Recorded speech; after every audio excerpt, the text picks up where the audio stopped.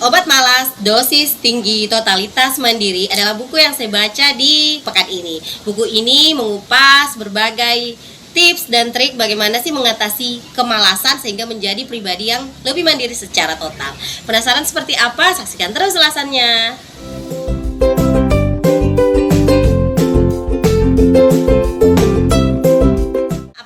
Jumpa lagi di hari Jumat ini. Semoga kalian semua tetap sehat dan juga bahagia. Kita kembali lagi di segmen Ami mengulas buku. Yang belum subscribe channel ini, subscribe ya channel ini. Apalagi segmen Ami mengulas buku, memberikan informasi tentang buku-buku yang bisa jadi menjadi referensi atau pilihan kalian dalam menentukan buku-buku yang kalian mau baca.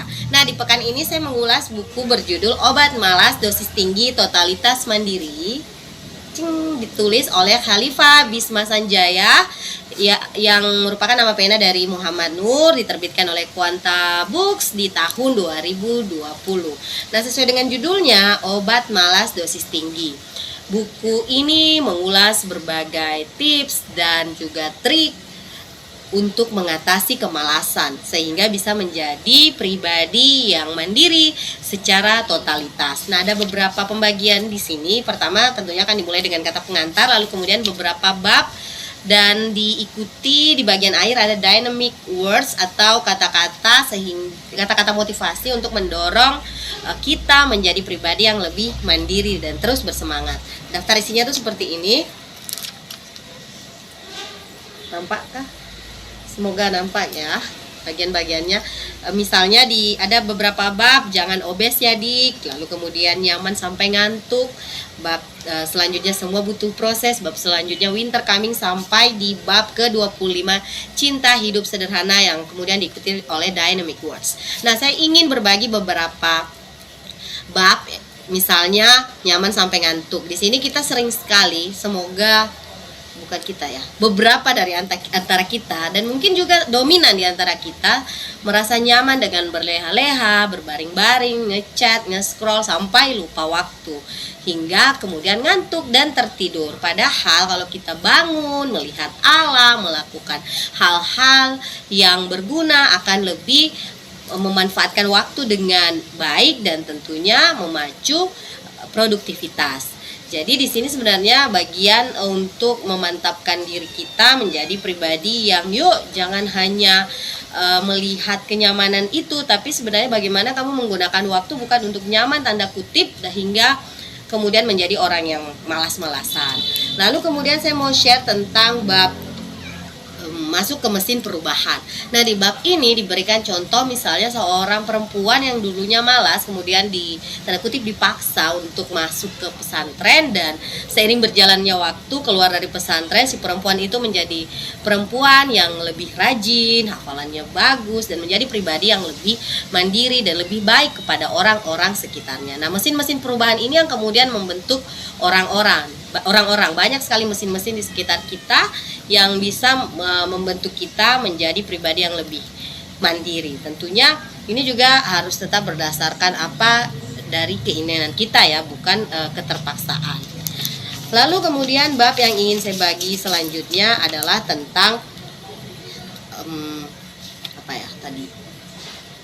selesaikan masalahmu sendiri. Tentunya banyak sekali masalah yang kita hadapi, baik itu sebagai siswa, sebagai mahasiswa, sebagai orang yang baru lulus. Tapi bagaimana keinginan untuk bisa menyelesaikan masalah sendiri itu muncul dalam benak, sehingga kita bisa menyusun langkah-langkah nih untuk menyelesaikan masalah itu. Nah, bagian lain yang ingin saya bagi adalah tentang bagaimana mempunyai visi jangka pendek dan juga jangka panjang. Jadi menjadi pribadi yang lebih visioner, karena dengan motivasi jangka pendek dan jangka panjang akan memberi kita dorongan untuk terus bersemangat menjalani hari-hari.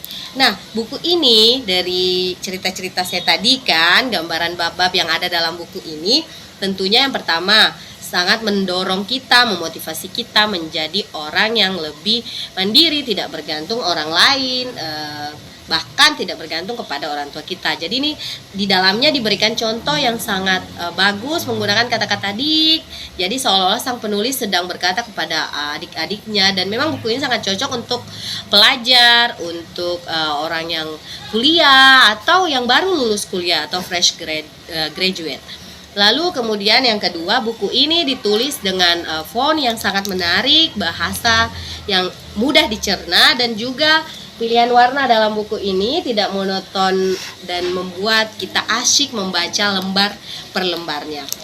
Lalu yang ketiga, pembagian babnya juga menyenangkan menurut saya, seperti ini memudahkan pembaca dalam membaca, sehingga tidak juga harus pakem mulai dari bab 1 harus ke bab 2, bisa random aja.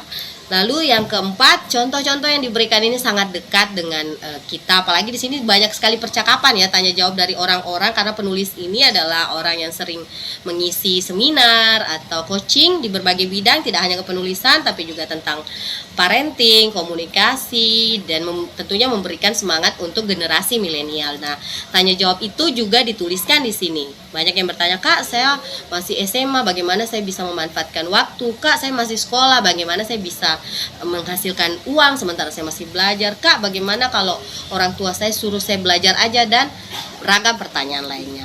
Dan yang terakhir tentunya yang saya sebutkan dari tadi adalah banyaknya dynamic words yang ada dalam halaman-halaman terakhir. Contohnya misalnya, mentang-mentang kuliah siang, ngegame sampai pukul 3 dini hari, subuhan enggak, bangun pukul 9 pagi. Bagaimana ibu akan tersenyum kalau anaknya berubah jadi kelelawar kayak gitu? Atau ada dynamic word yang lain, kurangi chat WA yang nggak perlu, tak usah riku jika kamu memutuskan tidak membalas chat kawan. Sesuai dengan judul bukunya, Obat Malas Dosis Tinggi ini semoga menjadi salah satu referensi bacaan kamu, khususnya dalam mengembangkan diri menjadi pribadi-pribadi yang lebih produktif, yang lebih menggunakan waktu sehingga waktu tidak terbuang dengan sia-sia. Semoga bisa menginspirasi dan menjadi pilihan bacaan kamu ya. Obat Malas Dosis Tinggi Totalitas Mandiri. Itu aja ulasan buku hari ini, dan sampai jumpa di video-video selanjutnya.